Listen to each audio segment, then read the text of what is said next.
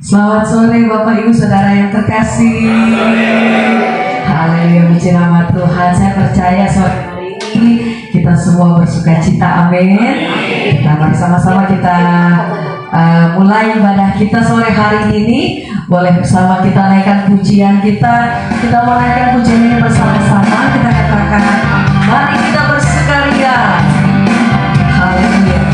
Ada acaranya ya? Oh ya, Itu acaranya. Main lagu.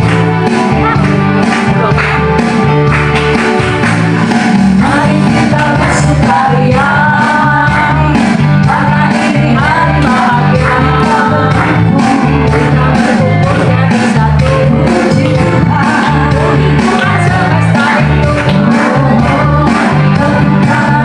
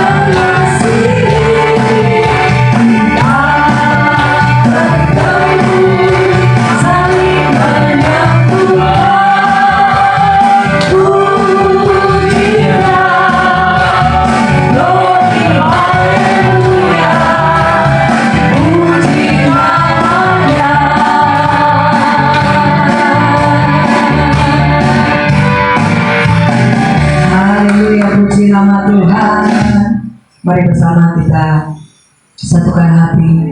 Kami menaikkan pujian dan syukur kami sore hari ini Tuhan. Kami percaya hadirat-Mu di tengah-tengah kami.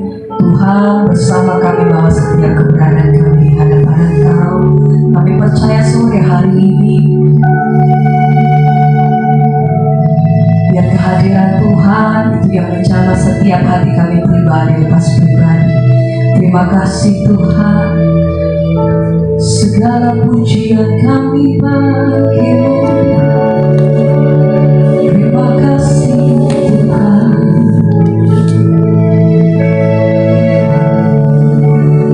Kami naikkan syukur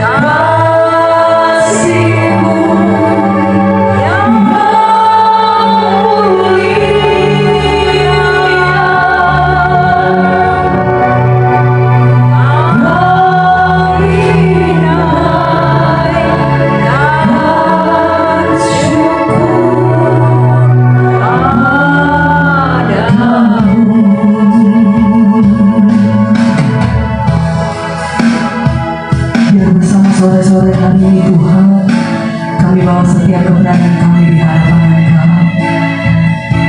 Kami menaikkan pujian dan syukur kami Tuhan. Terima kasih kami untuk kebaikan Tuhan sepanjang hidup kami sampai hari ini. Pemeliharaan sempurna atas hidup kami Tuhan. Kami melihat bagaimana tangan Tuhan itu selalu bekerja dalam hidup kami. Penyertaan dan kemurahan itu lebih dari setiap hidup kami. Sebab itu sama-sama sore hari ini kami ada di tempat ini Tuhan. Kami menaikkan pujian hati kami. Kami bawa setiap hati kami. Ini persembahan kami Tuhan. Kiranya itu yang lain di hadapan Engkau dan membukakan hati Tuhan sore hari ini. Ini ucapan syukur kami. Sekali lagi bersama-sama menaikkan pujian ini. Dengan senang hati kami nyatakan kami naikkan syukur padamu. Kami naikkan syukur. Kami naikkan syukur padamu. Terima kasih Tuhan. Syukur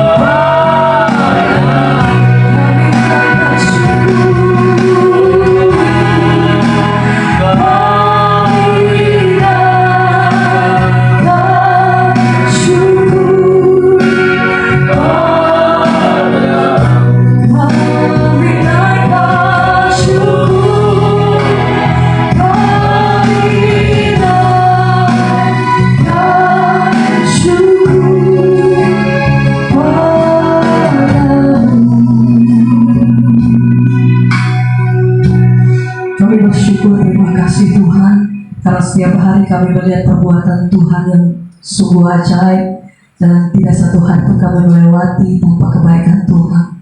Sebab itu sama-sama di tempat ini kami mau siapkan setiap hati kami. Kami percaya Tuhan bahwa hari ini kami pulang dengan sukacita dan kekuatan yang baru daripada Tuhan Yesus. Ini setiap kami mau menaikkan pujian lebih lagi di hadapan Tuhan, dan kami mau berikan terbaik bagi nama Tuhan Yesus. Kau pimpin ibadah ini dari awal, pertengahan hingga akhirnya hanya di dalam nama Tuhan Yesus. Haleluya, kita yang percaya mari bersama katakan amin. Haleluya. Boleh berikan tepuk tangan dulu bagi nama Tuhan Yesus.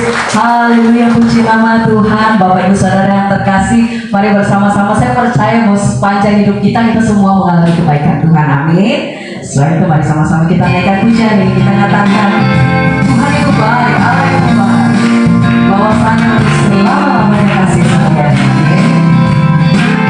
Di buku pujian Bapak dan Ibu di nomor 9 kita naikkan pujian ini bersama. Allah itu baik, sungguh baik bagiku, ditunjukkan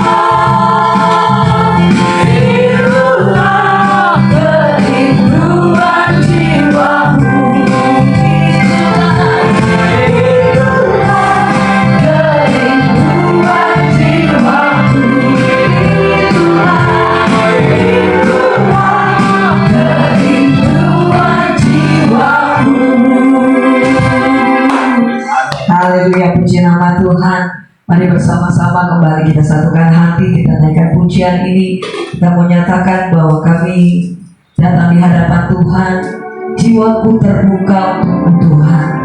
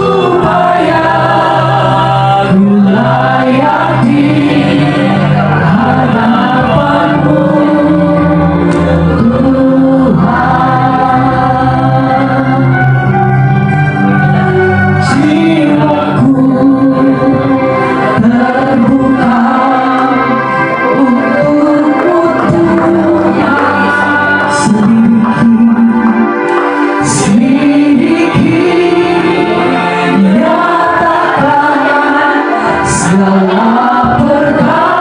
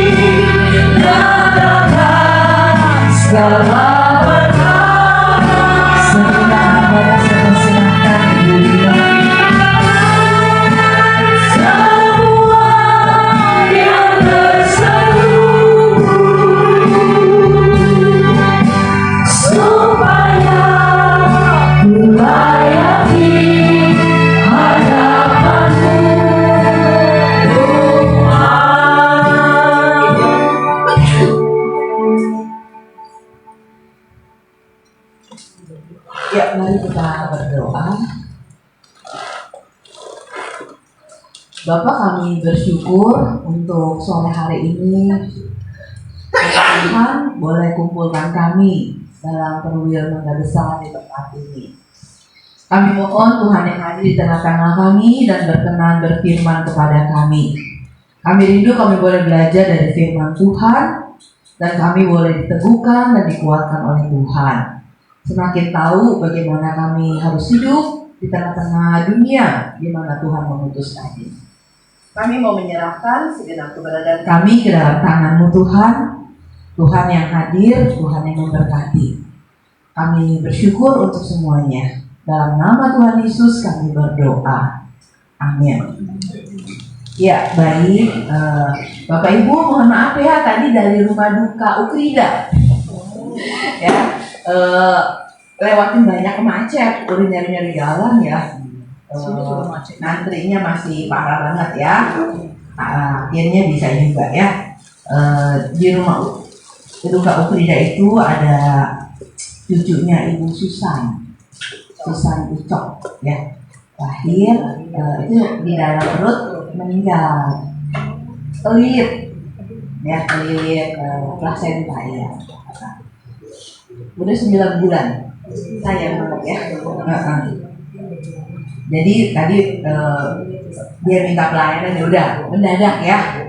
Jadi kita saya pikir bisa lah keburu sampai sini ya. Ternyata macet sono, macet sini, udah nyari.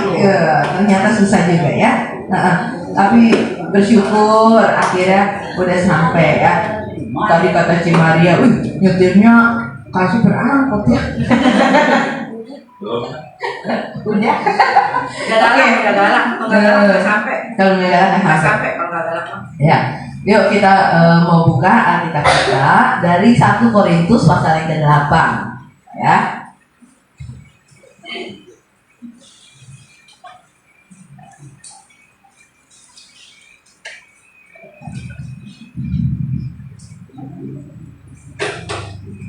Kita 1 Korintus pasal yang ke-8.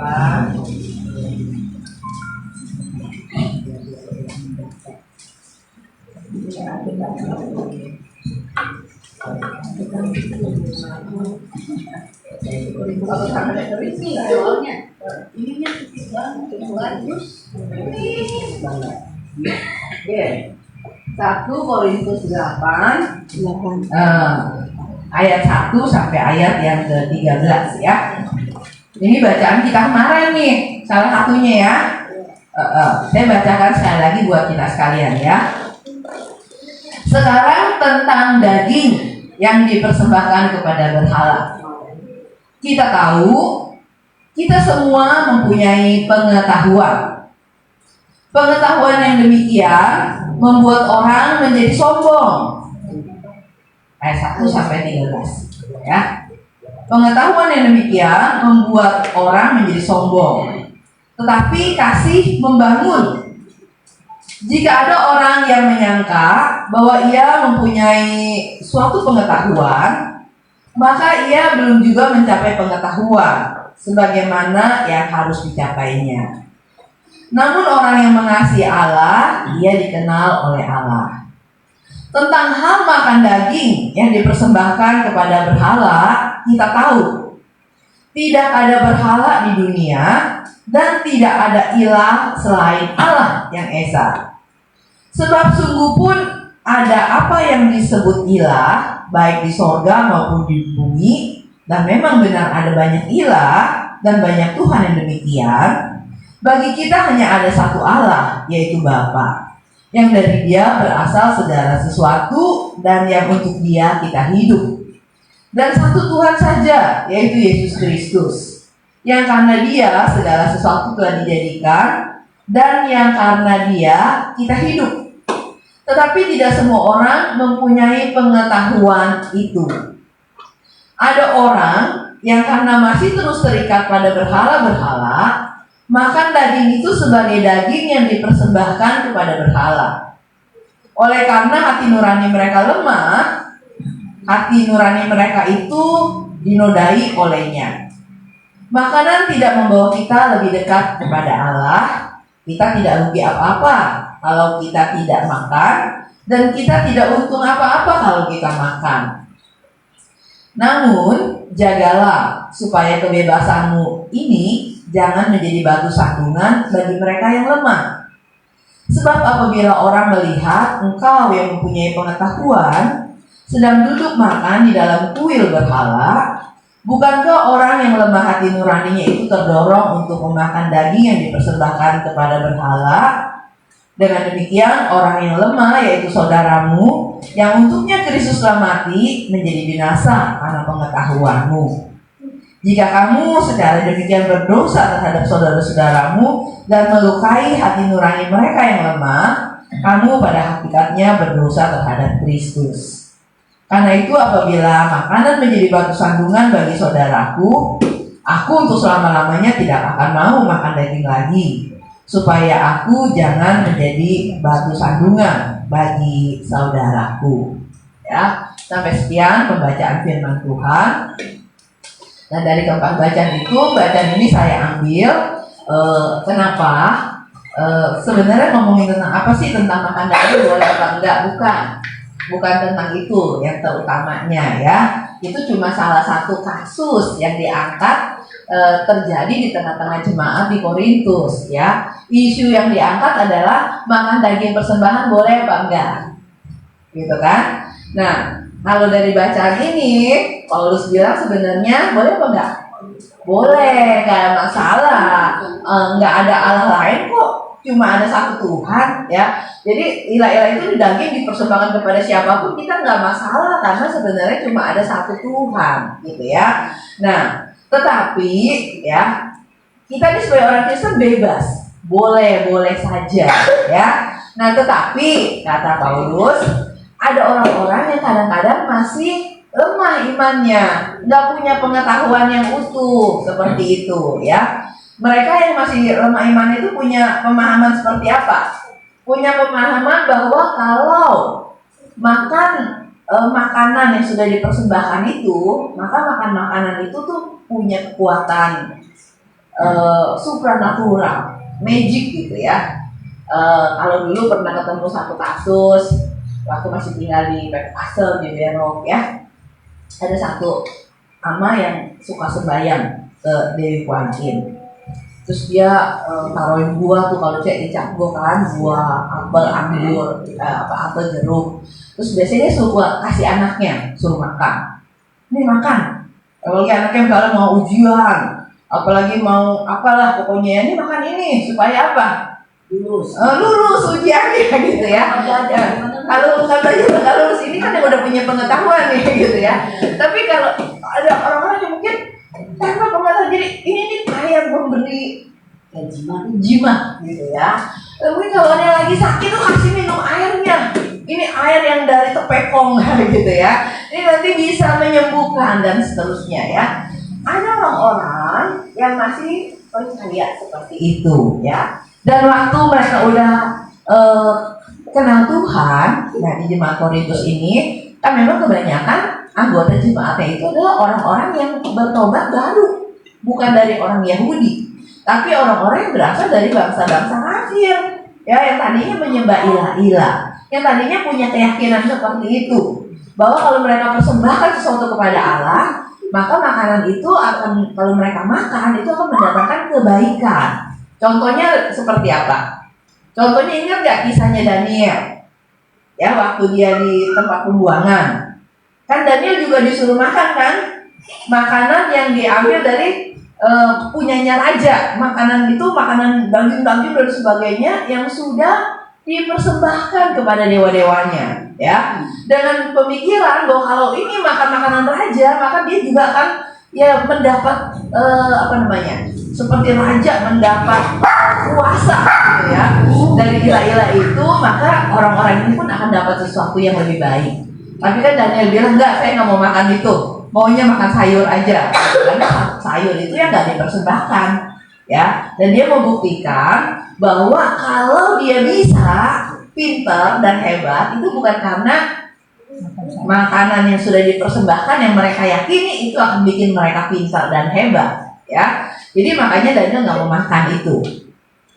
Bukan karena dia nggak ngiler gitu kan. Kalau pilihannya sayur rebus sama sancan babi hong, lagi masakannya tante Hesti gitu ya, babi jin, wah itu pasti susah sekali ditolaknya gitu kan. Masa mau pilih makan sayur gitu kan. Nah, tetapi karena ada keyakinan yang seperti itu, maka Daniel berketetapan hati, saya nggak mau makan.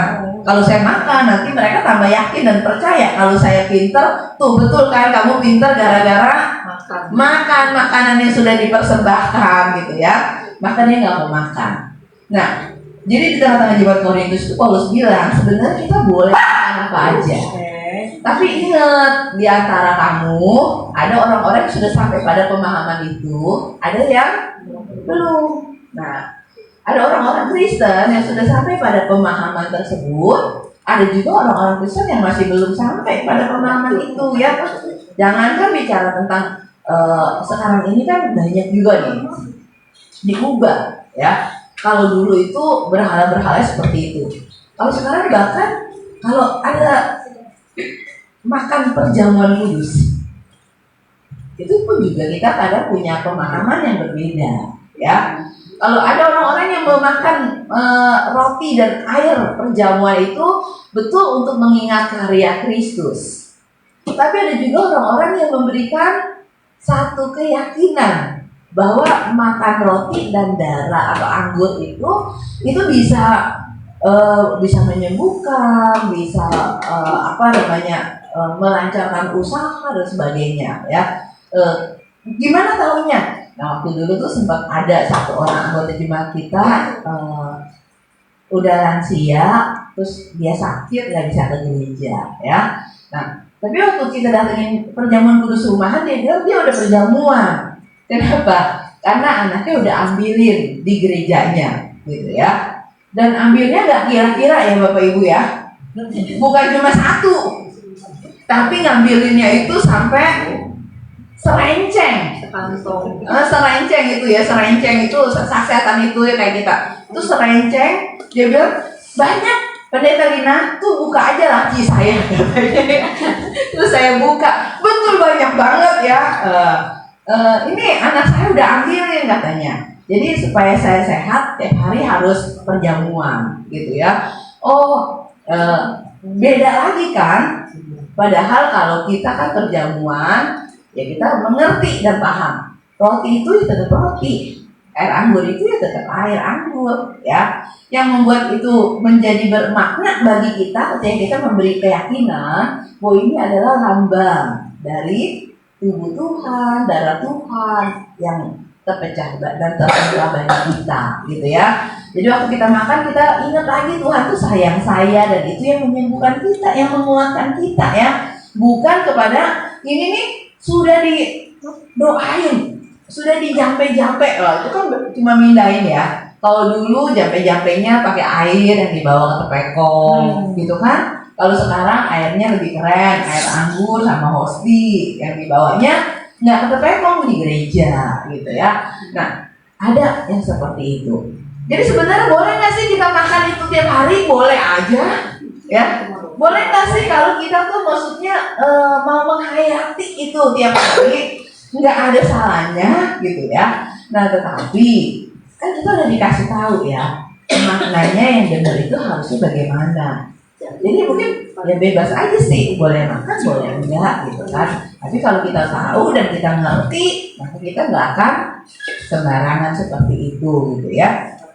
Nah, jadi ada orang-orang kepercayaannya udah baru, tapi konsepnya masih yang lama ya. Nah, karena itu kita yang sudah punya pengetahuan harus menolong mereka yang belum nyampe pengetahuannya ya. Yang udah punya pengetahuan jangan bilang apa, makan aja nggak apa-apa gitu ya, nggak apa-apa makan aja, nggak ada kok ilah-ilah gitu kan. Tapi kalau ada teman-teman kita, saudara-saudara kita yang lemah imannya gimana? Nanti mereka jadi tersesat karena kita. Kalau mereka tersesat karena kita, maka kata Tuhan, kita harus mempertanggungjawabkan hidup mereka yang jadi sesat gara-gara kita, gitu ya. Mereka akan dihukum karena kesesatannya, tapi kita yang jadi penyebabnya juga yang akan kena diperhitungkan sama Tuhan ya gara-gara kamu, gitu ya. Nah, artinya waktu kita punya pengetahuan, nggak boleh sembarangan kita asal hidup dalam kebebasan, ya. Kebebasan kita harus kita terapkan dan memikirkan juga apa yang orang-orang sudah capai dan belum capai, ya. Nah, kalau begitu apa yang harus dilakukan? Kalau kita sudah punya pengetahuan, jangan jadi orang yang sok tahu, ya. Lalu merasa nggak apa-apa begini, nggak apa-apa begitu, gitu ya. Mungkin ada teman-teman yang belum punya pengetahuan. Jadi yang harus kita lakukan apa? Kalau kita melakukan sesuatu seperti itu, ya kita harus menolong teman-teman kita supaya dia juga punya pengetahuan yang sama dengan kita, gitu ya. Bisa berdiskusi, bisa sama-sama saling tukar pikiran, sehingga ketika mereka melakukan sesuatu, mereka tuh tahu dasar pilihannya, ya. Nah, waktu itu di satu rumah anggota jemaat kita ada yang anaknya udah ke gereja, lalu kemudian satu ke gereja kita, satu ke gereja lain, ya. Lalu kemudian satu kali ada pendeta yang datang ke rumah itu, dan memang papa mamanya belum Kristen. Di depan rumah sudah ada kaca yang ada gambarnya segi 8 itu, ya. Terus waktu dia masuk lagi udah ada meja abu, ya, udah ada ini. Terus tuh pendeta itu langsung, oh ini berhala, terus turunin, harus dibersihin, ya. Dibersihin meja abu ini, harus dibersihin gitu ya. Tinggal orang tuanya yang bengong, ini tamu kenapa beberes di rumah saya, gitu ya. Beberes pakai ngasih tahu dulu nggak ngasih tahu, tidak ngasih pengertian, ya. Karena merasa saya punya pengetahuan, saya tahu, pokoknya kamu ikut aja, gitu ya. Dan itu sangat melukai, ya. Kenapa? Ya kamu boleh, apa sih tante ini bilang ke anaknya, kamu boleh, mama nggak larang, kamu punya kepercayaan, tapi kamu jangan mengatur apa yang saya percaya. Sebenarnya kalau kita tanya nih, benar nggak yang dia lakukan? Harus diberesin berhala-berhala, harus dibersihin, dibuang, benar. Tapi nggak bisa seenak itu, segampang itu ya. Jadi kita harus apa? Mesti kasih pengetahuan yang sama dulu, yang benar, ya. Nah, itu sebabnya harus ada percakapan, harus ada perbincangan, harus ada pengertian. Kalau pengetahuannya udah sama, baru bisa lakukan tindakan. Dan itu pun harus berdasarkan apa? Kerelaan, ya. Sampai orang-orang itu mungkin akan berkata, yaudah nih saya serahkan deh, ya. Nah, sama yang Kiberok itu tuh, waktu dia akhirnya udah percaya sama Tuhan, dia udah gak suruh anak-anaknya makan makanan itu lagi. Terus malah dia sendiri akhirnya bilang, nih nggak mau lagi ngurusin sembayangan ini, patung ini gimana caranya? Ya kita doain. Terus akhirnya bisa 2, ya udah ini kita hancurin, kita bakar, hancurin, atau bisa juga udah ada ya dibalikin, dari mana itu berasal, dipulangin, gitu ya. Akhirnya dia pilih dikembalikan, dipulangin, ya. Dengan rela hati, dia sendiri yang berinisiatif untuk lakukan itu. Nah, kalau kayak gitu kan enak, ya. Maksudnya, jadi kenapa dia lakukan itu, bersih rumahnya sendiri, karena dia juga akhirnya punya pengetahuan. Nah, di sini yang mau kita sama-sama belajar dan soroti adalah Bapak Ibu kita yang sudah punya pengetahuan tentang kebenaran yang dinyatakan di dalam Alkitab, kita kadang suka nggak sabaran dengan orang-orang lain yang belum punya pengetahuan yang sama dengan kita, ya. Nah, kalau kita mau mereka berubah, ya kita harus mulai dengan pelan-pelan, kasih tahu apa yang kita tahu, Ya, itu yang kita sebut kalau di gereja tuh kita dipanggil untuk bersaksi. Ya, bersaksi itu mula-mula tidak bicara tentang bahwa orang yang mendengar kesaksian kita harus jadi orang Kristen seperti kita, ya, bukan langsung seperti itu.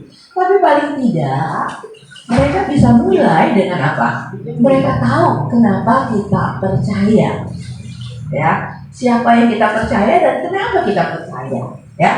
Nah, kalau mereka udah tahu, mereka bisa mengerti, mereka bisa memaklumi. Lalu ketika kita mulai memperkenalkan dan menyatakan, itu nanti akan lebih mudah, karena udah ada pengertian, ya. Nanti akan lebih mudah masuknya, ya. Dan sampai akhirnya nanti orang-orang itu mungkin akan bisa mengambil keputusan sendiri, membuat pilihan, ya.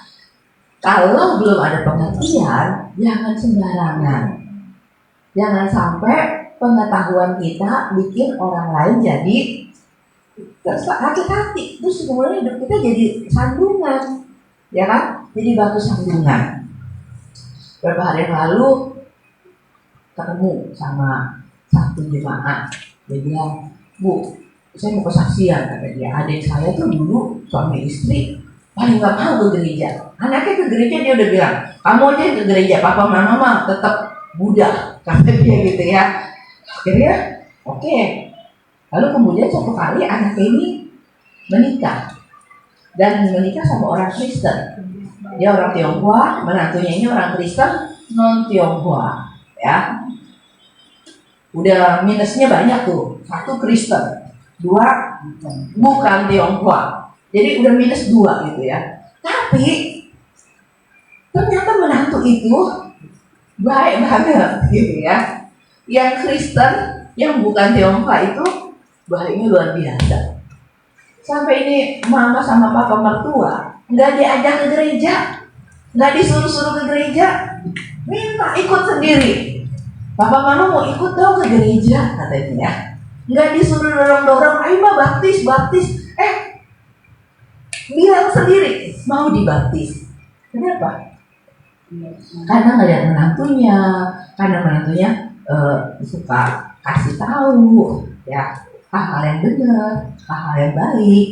Dan itu bukan cuma kata-kata, tetapi sesuatu yang memang dihidupi. Ya, ini itu menjadi sebuah kesaksian dan membuat dia yang nggak percaya jadi mau percaya. Ya, ketika kita punya pengetahuan itu tidak kita gunakan dengan sembarangan, sok tahu gitu ya, sok bener, sok pinter, tapi kita berusaha untuk menghidupi kebenaran yang kita tahu. Itu menolong kita untuk bisa bersaksi dengan benar, ya. Nah, tapi kemudian ada juga cerita yang lain, ya. Ini udah mau dapat menantu Kristen, ini orang Kristen, menantunya calon menantu Kristen. Senang nggak orang Kristen punya calon menantu Kristen? Senang dong gitu ya. Tapi kemudian ternyata didapatinya calon menantu yang Kristen ini matrenya luar biasa, ya. Kalau mau nikah mesti punya rumah di daerah ini, ya, mesti punya mobil. Kalau mau nikah mesti ada dana untuk pernikahannya itu minimal 500 juta. Anak muda zaman sekarang, ya kan? Kalau yang bukannya anak konglomerat gitu kan, itu langsung dengan kerja mereka sendiri untuk punya uang 500 juta itu nggak gampang, ya. Nah, jadi akhirnya kok materi banget ya. Udah diikutin, udah ada rumah, udah ada ini, terus makin banyak tuntutannya. Sampai akhirnya dia bilang apa? Terakhir nggak jadi. Dia bilang emang si anak saya jadi stres. Tapi yang lebih menyakitkan itu, dia bilang ya, saya sampai malu jadi orang Kristen, kata dia. Kayaknya hampir saya nggak percaya lagi sama Tuhan. Kalau ada orang Kristen yang udah papa mamanya Kristen, kakek neneknya Kristen, dianya Kristen, kok hidupnya kayak gitu. Nah, ini orang yang punya mungkin pengetahuan, punya pengenalan, tapi pengetahuan dan pengenalan yang dia miliki tentang iman Kristen itu tidak dia hidupi. hidupnya tetap yang ikut dunia. Kan anak-anak zaman sekarang gitu kan, maunya kebanyakan nonton Korea ya. Kalau maunya kalau nikah ketemunya sama presdir gitu kan. Cerita-ceritanya kan kebanyakan kan apa? Orang miskin menikahnya sama orang kaya yang langsung punya gitu ya. Dan itu meracuni cara pandang dunia yang materialistis gitu ya. Itu banyak orang nggak mau, susah. Bahkan mungkin di remaja kita, di pemuda kita ya, kalau misalkan ini kenapa sih ada ini yang udah jomblo, ini juga jomblo, ada cewek jomblo, ada cowok jomblo gitu misalnya ya, kok nggak bisa nyambung gitu ya. Wah, susah katanya ya. Susahnya apa? Susah kenapa? Nanti kalau nikah sama dia tuh susah. Ngapain saya nikah cuma untuk jadi susah? Daripada saya menikah susah, mendingan ngejomblo aja. Dan saya bisa kerja kok, bisa ngatur sendiri dan sebagainya ya. Padahal ya nggak salah juga sih. ya, nggak salah juga, boleh juga kalau memang itu jadi pilihan hidupnya gitu. Misalnya kerjanya tidak tinggi, nggak kawin namanya bokeh. Saya juga kagak mau.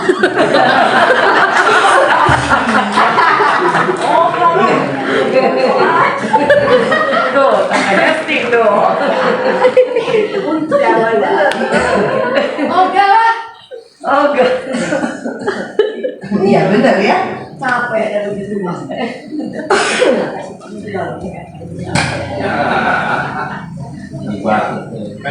Sampai batu. Iya, Tante Esti. Pangeran Brunei juga matanya terbuka. Gak mungkin loh, orang kaya konglomerat dia mau cari mantu yang miskin. No, bohong. Bandang ketemu bandang. Ya. Nggak mungkin bandang mau kawin sama tali. Ya. Jangan Dimakan itu. Itu cuma ada di seri Korea. Di seri sinetron ya. Kenyataannya enggak. kawin namanya. Ya. Nah, cuma memang kadang-kadang ada orang-orang yang memang ya udah start awalnya kamu nggak punya, saya nggak punya, tapi kemudian Boleh berjuang bersama-sama, ya kan? Itu kan sama bisa. nol, oke. Nah kalau ini maunya banyak orang langsung apa? Dan kaya. Langsung pengen kaya, langsung maunya jadi gitu ya. Ya itu nggak akan ada di dunia realita yang sesungguhnya itu kayak ada yang bilang nggak akan ada yang kayak gitu ya. Mungkin ada, di situ pun mungkin 1 banding sekian ya. Itu nyarinya susah banget. Coba lihat Nah. aja Mayora, mantu-mantunya kapal api, yang punya kapal. Dia mana mau yang punya kapal aja dia kagak mau kan? Kapalnya nggak ada apinya kan. Nggak ada apinya. Nah, jadi itu kan ada orang Kristen, tapi sikap hidupnya masih matre. Lalu kemudian dalam banyak hal tidak bisa menghargai orang lain. Lalu kemudian yang terjadi jadi batu sandungan. Mungkin dia punya pengetahuan, dia pikir ya kan anak Tuhan itu harus kaya, harus sukses, gitu ya. Tapi pada faktanya ya kita nggak akan bisa kaya, nggak akan bisa sukses kalau kita Nggak nggak berusaha, ya. keras. Jadi jangan mimpi gitu ya, ngarepin orang yang kerja, kita yang nuntut doang. Itu akan jadi batu sandungan, ya. Nah, jadi di sini kita belajar apa? Hidup kita dengan segala pengetahuan yang kita miliki di dalam Tuhan, ya mungkin kita memang bebas. Kita mungkin memang bisa memilih, dan itu terserah kita. Karena kita punya pengetahuan, kita harus bertanggung jawab sendiri. Tetapi biarlah pengetahuan kita itu kita terapkan dengan benar, ya, dengan melihat juga orang-orang di sekitar kita, di kita, supaya jangan sampai hidup kita dengan pengetahuan kita itu lalu kita malah jadi batu sandungan, ya. Kan jadi dicela, kamu nggak tahu diri aja, gitu kan? Udah ini kamu sendiri bukan orang kaya, kamu maunya Cari yang orang kaya. yang kaya, gitu kan? Terus peres orang sampai sebegitunya, gitu kan? Ketika dia nggak bisa memenuhi Terus dengan enaknya ya udah gitu. Ya waktu dibilang akhirnya nggak jadi nikah, saya sih bilang ya tante berarti Tuhan masih sayang banget sama tante dan anak tante gitu ya. Karena kita nggak tahu akan ada kesusahan sebanyak apa lagi kalau misalkan itu sampai jadi ya. Nah, yang mau kita katakan adalah bahwa ada orang-orang Kristen yang hidupnya jadi batu sandungan, sehingga menghalangi orang untuk bisa datang kepada Tuhan. Tapi ada juga orang-orang Kristen yang dengan pengetahuannya, dengan perubahannya, dengan pembaruan hidupnya, dia justru dapat menjadi saksi Tuhan, ya. Nah, Bapak Ibu, kalau kita nih di sini, kan kita semua udah lama jadi orang Kristen, ya. Kira-kira kita jadi orang Kristen yang mau jadi batu sandungan, atau yang mau jadi berkah, yang bisa bawa orang datang pada Kristus? Pasti kita bilang mau jadi berkah, mau bisa jadi cara Tuhan pakai kita untuk bisa bawa orang datang kepada Kristus. Kalau begitu, maka pengetahuan kita jangan cuma berhenti sampai level saya tahu, tapi harus diimbangi dengan hati kita yang boleh diubah. Ya, pengetahuan itu harus mengubah kita. Jangan sampai gara-gara kita yang punya pengetahuan, lalu kemudian orang jadi tersandung karena sikap hidup kita yang nggak memperhatikan dan nggak peduli sama mereka. Ya, itu yang Paulus mau bilang. Prinsipnya Paulus dibilang apa? Kalau daging itu jadi batu sandungan, aku nggak akan pernah makan daging lagi, gitu ya. Artinya apa yang bisa jadi batu sandungan itu dia katakan nggak akan mau lakukan. Nah, mestinya kita juga seperti itu ya, supaya kita bisa jadi orang Kristen yang setiap minggu itu seperti pemutusan kita diutus untuk jadi apa? Jadilah saksi Kristus, syukur kepada Allah, gitu kan? Kita benar-benar hidupi jadi saksi Kristus dengan pengetahuan kita yang membawa perubahan di hidup kita, yang tahu bagaimana kita melihat orang-orang di sekitar kita dengan benar, ya, yang tahu bagaimana kita bertutur kata dengan mereka, menyampaikan opini kita, pendapat kita, sikap kita, supaya kita nggak jadi batu sandungan, ya. Nah, kiranya Tuhan menolong kita, ya. Mari kita sama-sama berdoa. Tuhan, terima kasih karena Engkau tolong kami untuk bisa memiliki pengetahuan, pengenalan akan kebenaran di dalam Tuhan. Kami bersyukur untuk gereja, tempat kami bersekutu, yang boleh mengajar kami kebenaran firman Tuhan melalui pembacaan Alkitab, melalui seminar-seminar, melalui kelompok-kelompok tumbuh bersama, melalui renungan-renungan, khotbah-khotbah yang disampaikan. Tuhan, tolonglah kami supaya kami orang-orang Kristen yang sudah lama mengikut Tuhan ini boleh benar-benar tidak hanya punya pengetahuan, tetapi kami boleh hidup di dalam pengetahuan itu dengan benar, sehingga hidup kami bisa diubah menjadi berkat dan terus bisa Tuhan pakai. Karena itu kami serahkan seluruh hidup kami kepada Tuhan. Ketika kami berinteraksi dengan orang-orang di sekitar kami, biarlah Tuhan ingatkan kami bahwa kami dipanggil oleh Tuhan untuk menjadi saksi Tuhan, bukan menjadi batu sandungan. Karena itu Tuhan tolong kami, Tuhan ubah kami, Tuhan lengkapi kami dengan apa yang kami perlu. Dalam nama Tuhan Yesus kami berdoa. Amin. Terima kasih untuk hambanya Ibu Pendeta Lina. Semua diberkati malam hari ini, amin. Puji nama Tuhan. Mari mungkin kita dengarkan warta dulu kali Ibu ya. Boleh saya bentar Ibu Eli.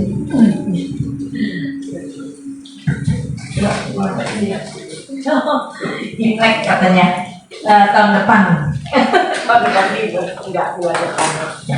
Ya, teman-teman, puji Tuhan kita sudah melewati firman Tuhan. Jadi acara hari ini adalah kita mau merayakan HUT yang berulang tahun pada bulan Januari. Ada 4 orang. Enggak, saya mau mengajar. Oh iya. Jadi ada Ko Yusuf, ada Ida, Ada Diana dan ada Yoker. Pemain keluarga kita. Oh mantap. Bawa kado nggak Pak? Asal panas Bawa kado nggak? Kado dari Oh gitu. kirinya. Iya, baik. Ada satu lagi permainan kita untuk yang berulang tahun, yaitu persembahan dari ibu terkasih kita, Ibu Marjanti, yaitu kita akan memainkan serong uang. Mantap nggak tuh Pak? Mantap ya. Ulang dulu ya. Ada 4 orang yang berulang tahun. Kemudian kita utamakan dulu anak-anak kali ya. Yang sampai absen. Oh, pokoknya aku ikut. Ada JJ, iya ntar ada JJ. Oke, jadi dia semangat ya. Setelah itu baru nanti kita waktuin ya, tapi hanya 10 detik per orang 10 detik. Ya, jadi bisa berganti-gantian. Ya, oke siap. Begitu aja sih pengumuman. Kemudian nanti pengumuman yang selanjutnya kita akan mengadakan cap gome di tanggal 22 Februari yang nanti akan dibawakan oleh Pendeta Deborah. Juga kita akan mungkin nanti ada rencana untuk kita makan meja. Siapa yang kuat makan meja?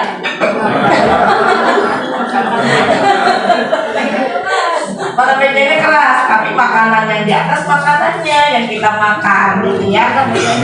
Nanti kita akan sharing lagi di grup bagaimana caranya dan berapa mungkin yang kita akan share gitu ya.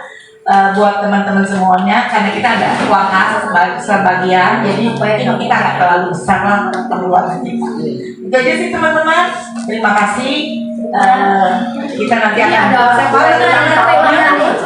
sebentar doa syafaat oleh Pendeta Lina ya. Kita akan mendoakan untuk keluarganya, terutama untuk Neta dan mamanya yang baru saja kehilangan adik tercinta. Mereka cuma bertiga karena sudah ditinggal papanya. Sekarang adik tercintanya yang baru berumur 27 tahun. Christian ya 27 tahun ulang tahun. Jadi kita akan doakan untuk keluarga mereka dan untuk keluarganya Foto. Silakan Pendeta Lina untuk sekalian doa makan kali ya. Doa makan. Kita akan doa makan sekalian. Ada yang ulang tahun kan? Kalian yang coba. Setelah doa ya Ci ya. Coba makan. Babi Ci ada. Yuk kita mau sama-sama berdoa. Bapa dalam surga, kami mau mengucap syukur untuk saudara-saudara kami yang boleh berulang tahun di bulan Januari ini. Untuk Dr. Gigi Yusuf, untuk Ibu Ida, istrinya, dan juga untuk Dennis. Kami Pak Yoke, Tuhan, kami bersyukur untuk semua anugerah Tuhan. Mereka boleh berjumpa dengan hari lahir mereka, dan mereka boleh tetap Tuhan jaga dan Tuhan pelihara dengan kesehatan, kekuatan tubuh yang cukup, sekalipun usia mereka bertambah. Tapi Tuhan, Engkau tetap menjaga dan memelihara mereka. Bahkan mereka semua sampai hari ini masih tetap terus melayani Tuhan. Kami percaya itu adalah anugerah yang Tuhan karuniakan kepada mereka.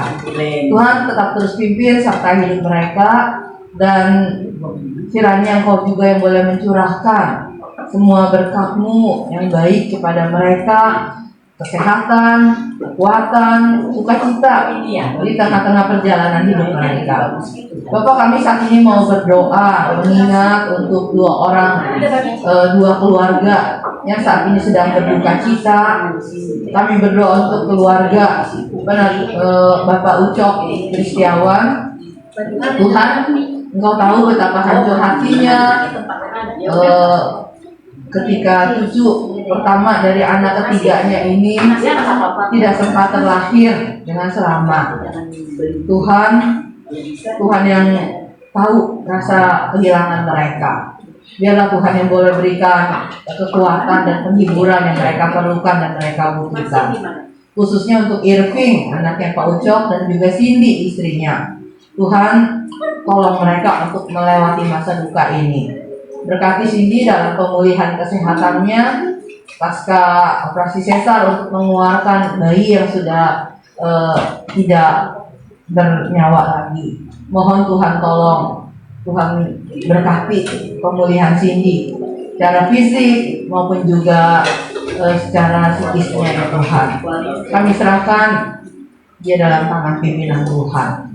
Berkati juga untuk Bu Sri dan juga Meta yang tadi pagi kau juga panggil pulang anaknya laki-laki Christian ya Tuhan, dengan cara yang begitu cepat dan mendadak. Tuhan sendiri yang boleh berikan kekuatan penghiburan. Tuhan berkati untuk rencana besok pagi jenazah Chris akan dibawa untuk dimakamkan di Pati, Jawa Tengah.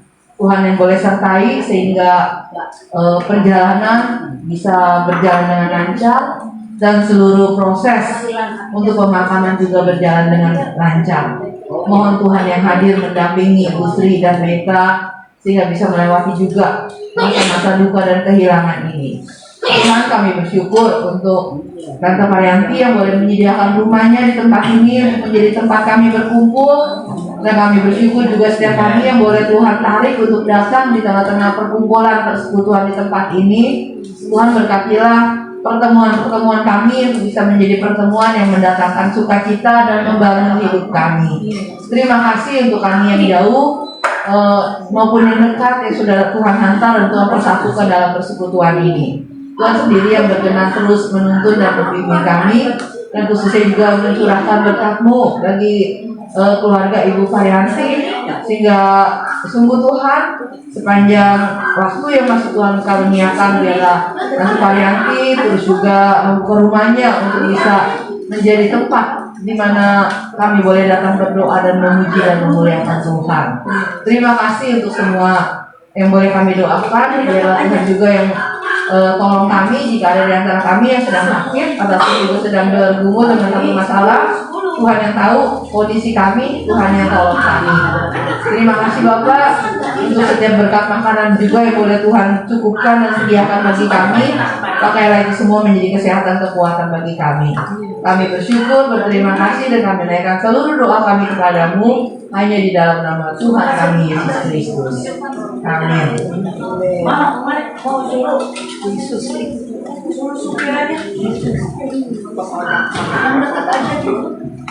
Baik, ibadah kita selesai. Selamat malam Bapak dan Ibu terkasih. Tuhan Yesus memberkati. Kita mau nyanyi ulang tahun dulu. Oh iya, saya silakan. Yang berulang tahun.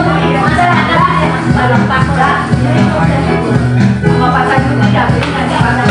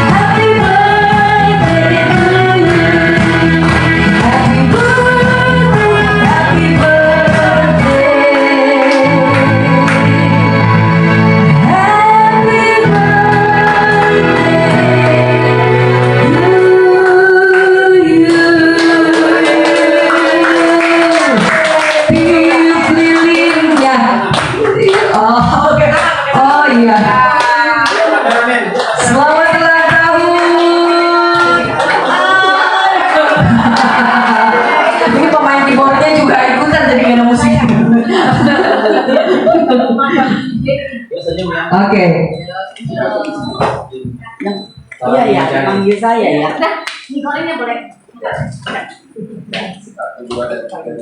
Iya. Nanti lu jangan pakai kayak gini. 5 aja ya. Oke.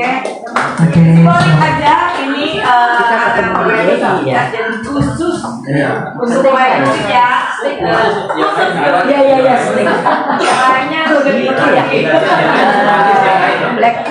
Oh, yang Korea, proyek musik yang khusus. Jadi saya bagainya khusus buat cuma Selamat ulang tahun. Tuhan Yesus memberkati.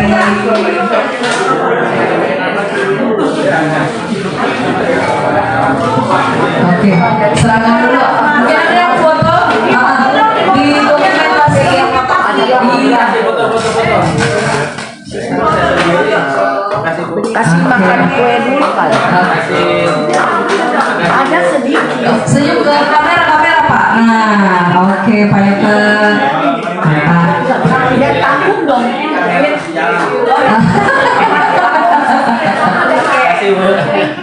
Oke. Jadi kita sekarang jangan kasih dulu, kita boleh makan. Setelah habis makan, baru nanti mejanya dibereskan, baru kita main saya kuah. Jadi makan ya, silakan makan. Jangan. Oh jangan, sebentar. Karena belum ada nasi. Oh nasinya belum. Ya saya Sebentar, nyusul. Sebentar. kalau makan babi cin gak ada nasi tuh makan apa? Ada gantung. Ada babi, ada babi. Ada bisa. Beda. Ada babi. Nggak bisa. Main dulu berarti. Kalau gitu kita main dulu ya. Main Kita main dulu aja. karena aku lagi beli. Oke, kita mainnya di sini aja kali ya. Sebentar, Ritnya.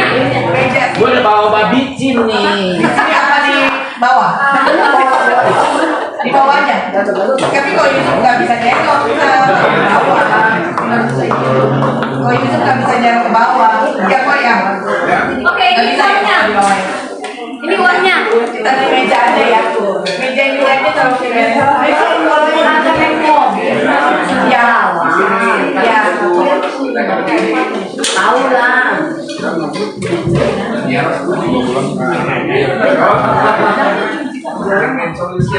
Jangan disandarin dulu. Aku nanya. Iya. Potong-potong juga kan. Ah, juga boleh. Kalau mejanya memang kan kita ngasih kue dulu, sulit kue. Kita lewat aja bermain dulu. Di meja itu depan.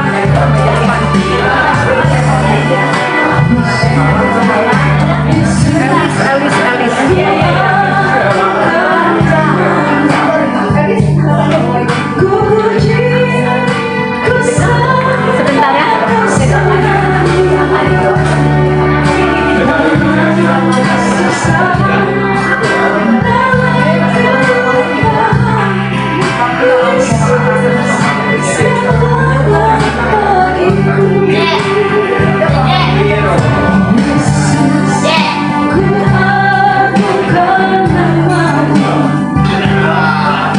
Ku